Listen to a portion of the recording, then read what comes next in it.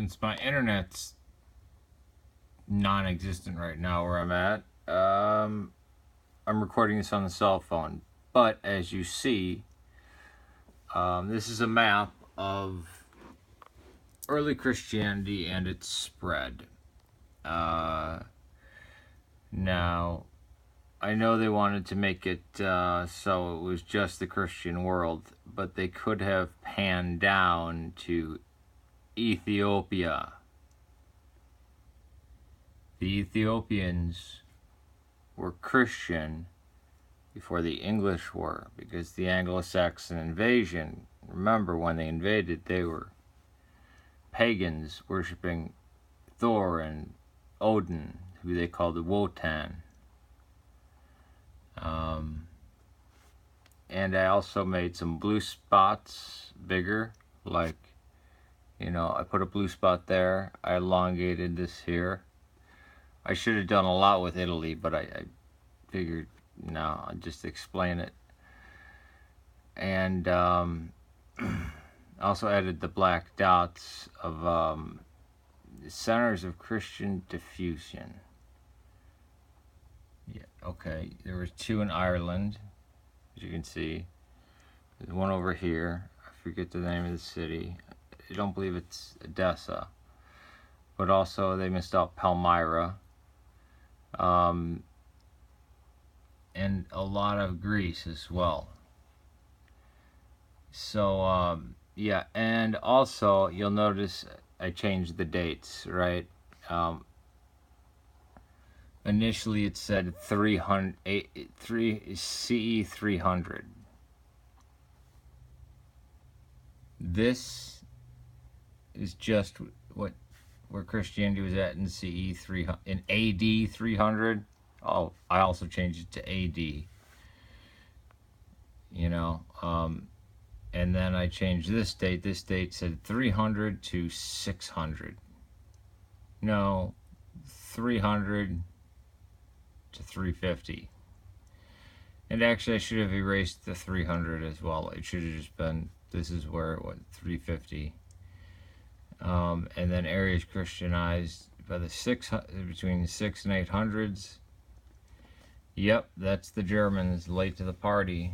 The Angles, the Saxons, the Jutes, the Frisians, and then, as you can see, Denmark and Sweden and Norway were one of the last areas, if not the last area in Europe, to leave paganism behind and accept Christianity. And again, it's another case. Christianity didn't spread by the sword to those places, and it didn't spread by the sword to Ireland either.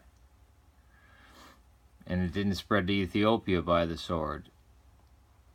So, there you go. And they don't even mention Boris and Gleb, who, not Boris and Gleb, I'm sorry.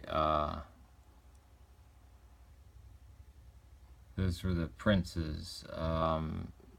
Cyril and Methodius, right? We call the Cyrillic alphabet, even though Methodius did most of the work, who went up to these illiterate Slavs and created an alphabet for them, trying to use Greek letters, but there were so many sounds in the native Slavic language that they needed to invent new letters.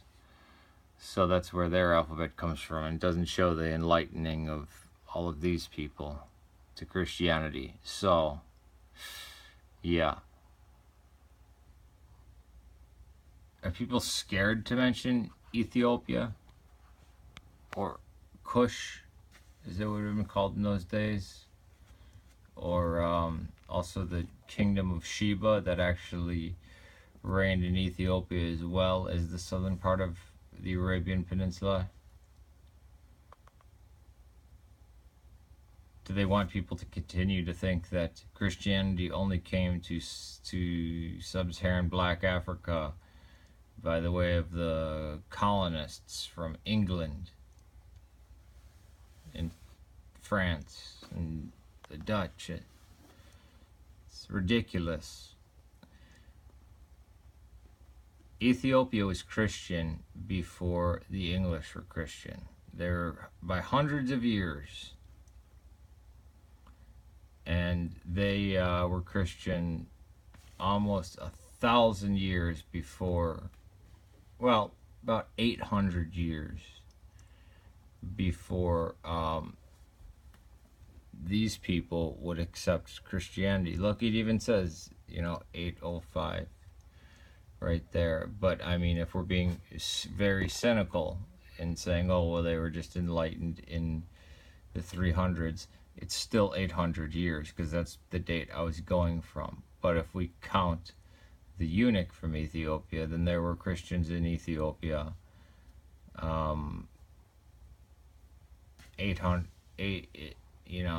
800 years before the Anglo-Saxons became Christians.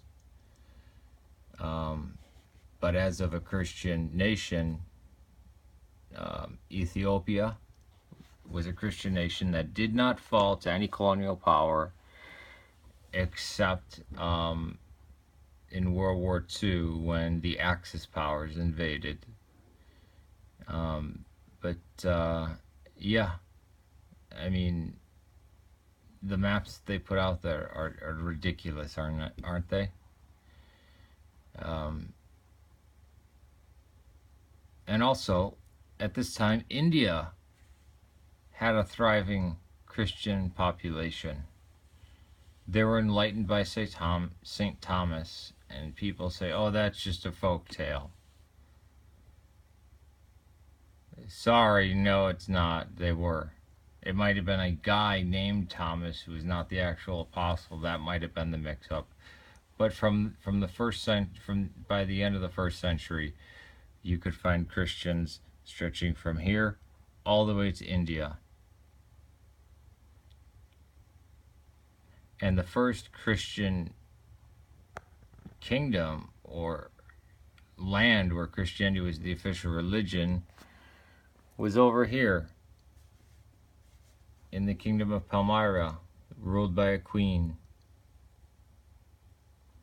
And that was before Constantine tolerated Christianity, and way before Theodosius,